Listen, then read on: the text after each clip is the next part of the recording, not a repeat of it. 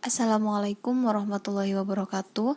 Perkenalkan, nama saya Cindy Novita Dewantari. Saya dari jurusan Pendidikan Bahasa dan Sastra Indonesia, kelas 2018A, NPM 218100310076. Di sini saya akan membahas mengenai penulisan kata. Pertama, kita akan belajar mengenai penulisan kata ulang. Apa sih kata ulang itu? Kata ulang itu disebut juga dengan reduplikasi. Penulisan kata ulang menurut Krida Laksana adalah sebuah hasil dari proses pengulangan.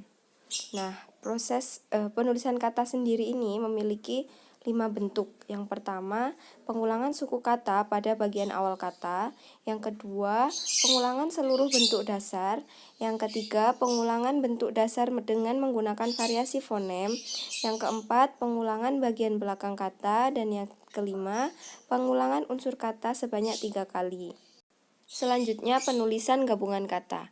Nah, gabungan kata yang lazim itu ada 4. Gabungan kata yang menyebabkan ambigu karena ada tanda hubung.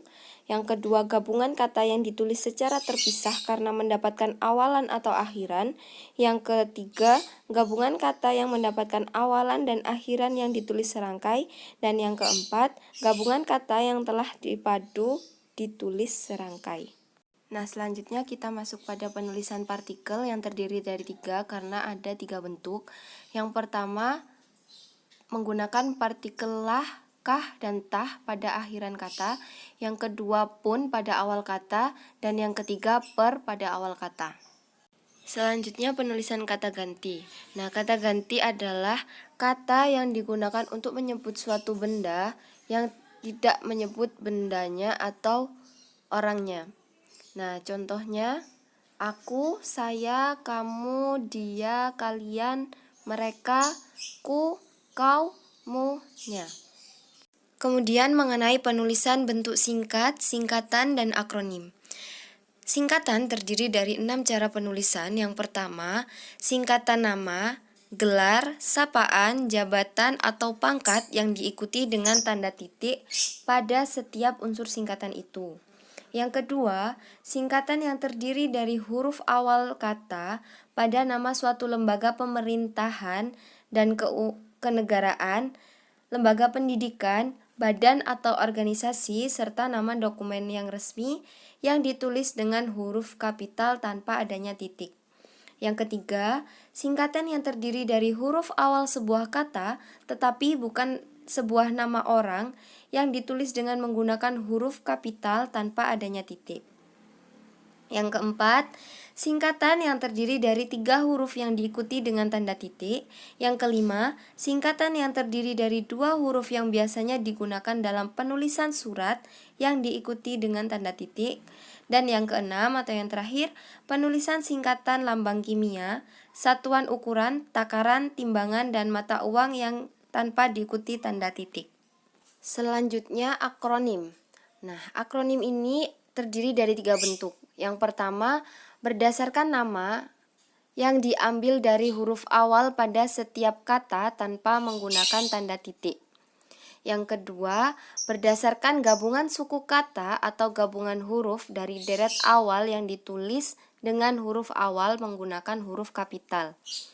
Dan yang ketiga, akronim yang bukan dari nama orang, tetapi gabungan dari huruf awal dan suku kata atau gabungan suku kata yang ditulis menggunakan huruf kecil.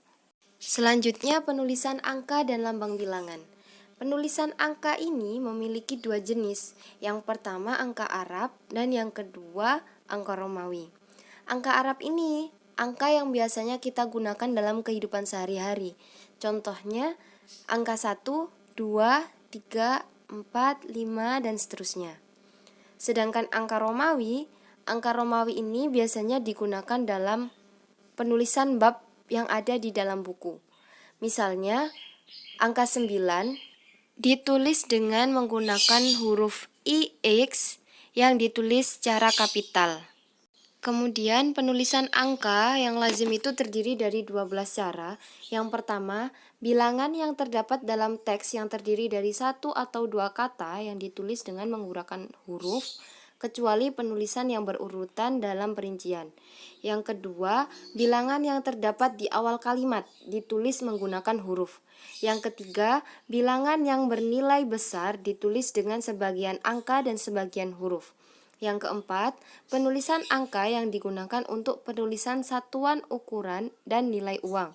Yang kelima, penulisan angka yang digunakan dalam menulis alamat. Yang keenam, penulisan angka yang digunakan untuk menomori hasil karangan atau kitab suci. Ketujuh, penulisan bilangan dengan menggunakan huruf terbagi menjadi dua macam. Yang pertama, bilangan utuh, dan yang kedua, bilangan pecahan. 8. Penulisan bilangan tingkat. 9. Penulisan angka yang menggunakan akhiran an. 10. Penulisan bilangan dengan menulis angka sekaligus dengan huruf. Biasanya penulisan ini digunakan dalam penulisan perundang-undangan. 11. Penulisan bilangan yang dilambangkan dengan angka dan diikuti oleh huruf. Dan yang terakhir atau yang ke-12, bilangan yang digunakan sebagai unsur nama geografi yang ditulis menggunakan huruf. Sekian yang dapat saya sampaikan. Mohon maaf apabila ada kata yang kurang berkenan dan apabila ada materi yang kurang maksimal. Terima kasih sudah menyimak video sampai akhir. Wallahul muwaffiq ila aqwamit thoriq. Wassalamualaikum warahmatullahi wabarakatuh.